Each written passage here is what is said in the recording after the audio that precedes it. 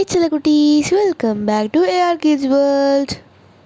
இன்னைக்கு நம்ம என்ன பார்க்க போகிறோம் அப்படின்னா, கிளாசிக் ரெகடி டென்டால் அந்த பொம்மையோட ரியல் ஸ்டோரியை பற்றியும் அந்த பொம்மைக்குள்ள சில அமானுஷ்யங்கள் இருக்குன்னு சொல்கிறாங்க. அதை பற்றி நம்ம இந்த வீடியோவில் நம்ம பார்க்க போகிறோம். வாங்க வீடியோக்குள்ள போகலாம். AR kids world.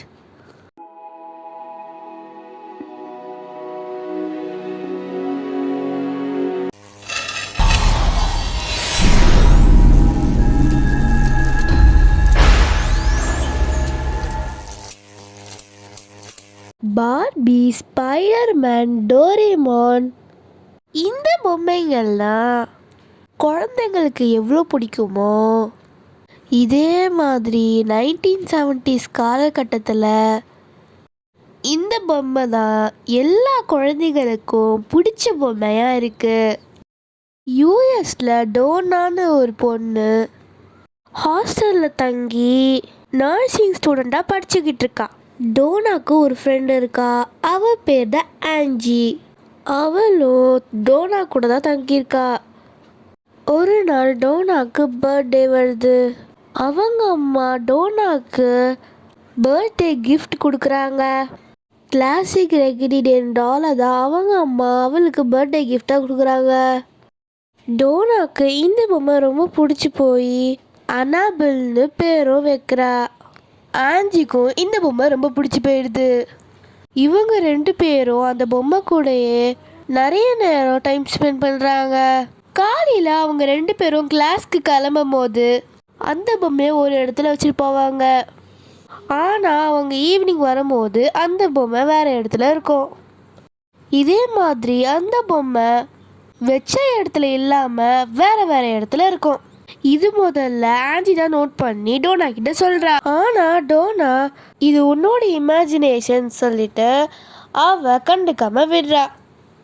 இப்படியே நாட்கள் போகுது, வாரங்கள் போகுது. இந்த பொம்மை வச்ச இடத்துல இல்லாம வேற வேற இடத்துல இருக்கு.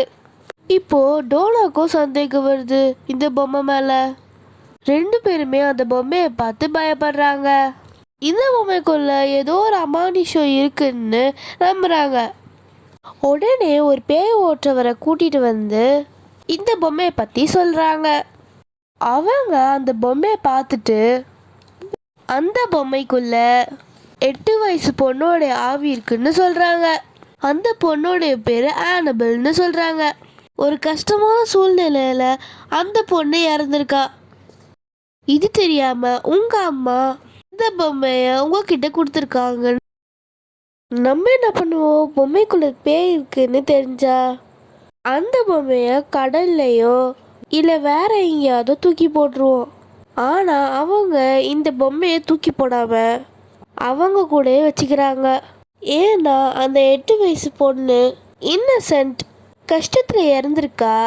பாவம்னு நினச்சி இது நம்ம கிட்டேயே இருக்கட்டும்னு பத்திரமா பார்த்துக்கிறாங்க. இந்த சம்பவம் ஹாஸ்டலு, காலேஜுன்னு ஊர் முழுக்க பரவுது. அப்போதான் டோனாக்கு ஒரு புதுசா பாய் ஃப்ரெண்ட் அறிமுகமாகறான். அவன் பேரு லவ்.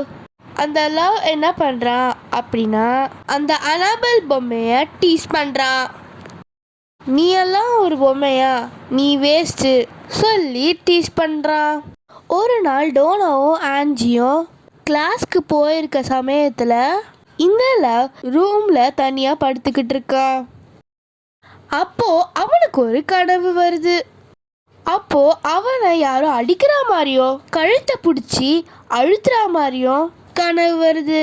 அப்போ டக்குன்னு அவன் எழுந்திரிச்சிடுறான். அப்போ டோனாவும் ஆன்ஜியும் கரெக்டாக வராங்க. அவன் நடந்தது எல்லாமே சொல்கிறான். ஆனால் உண்மையிலேயே அவன் கழுத்துலேயும் உடம்புலையும் காயங்கள் இருக்கு. இதை பார்த்துட்டு இவங்க 3 பேரும் அந்த பொம்மையை பார்த்து பயப்படுறாங்க. என்ன இந்த பொம்மை, பாவம் இன்னசென்ட்னு சொன்னாங்க, ஆனால் இந்த பொம்மை இப்படி செஞ்சு வச்சிருக்கேன்னு சொல்லிட்டு பயப்படுறாங்க.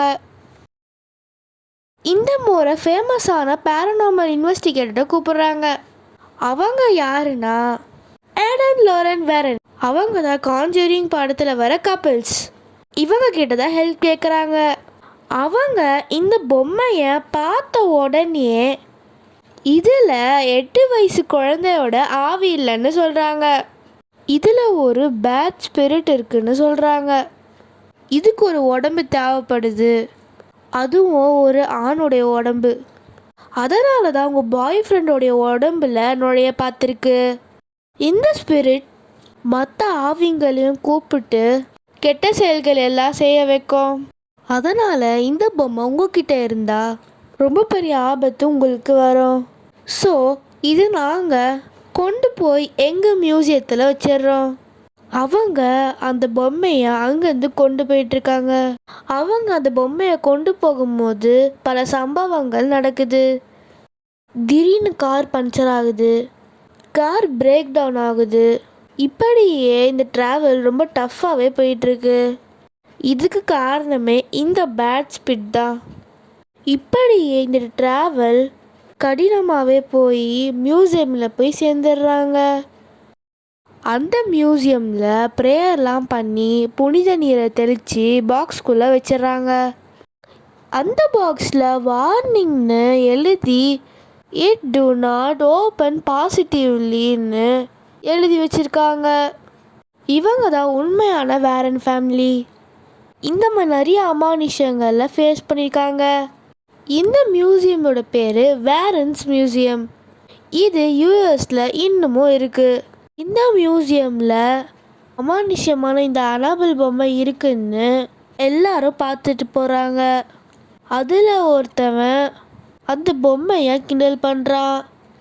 நீ பெரிய பொம்மையா, உன்கிட்ட பவர் இருக்கா, அந்த பவரை என்கிட்ட காட்டுன்னு சொல்லி கிண்டல் பண்ணுறான். அங்கேருந்து அவன் வீட்டுக்கு போகிற வழியிலேயே அவன் ஆக்சிடென்ட் ஆகி இறந்தும் போயிடுறான்.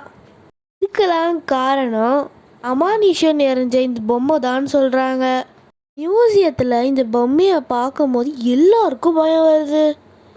இதில் அமானுஷங்கள் இருக்குன்னு சொல்லி எல்லாரும் பயப்படுறாங்க. இந்த ரியல் ஸ்டோரியை பேஸ் பண்ணி தான் 2013 த கான்ஜூரிங் மூவி ரிலீஸ் ஆச்சு. இந்த படத்து மூலியமாக தான் தி அனபல் டால் உலகத்துக்கே ஃபேமஸ் ஆச்சு.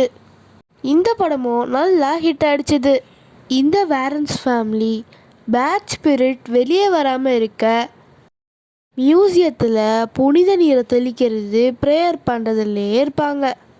ஸோ செல்லக்குட்டீஸ், சில பேர் பேய் இருக்குன்னு சொல்கிறாங்க, சில பேர் பேய் இல்லைன்னு சொல்கிறாங்க.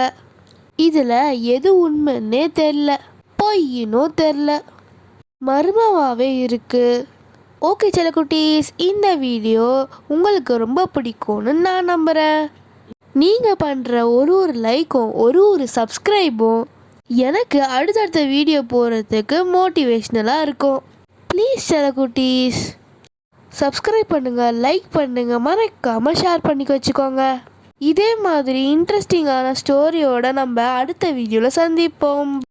தேங்க்ஸ் ஃபார் வாட்சிங் செல்லக்குட்டீஸ். பாய்.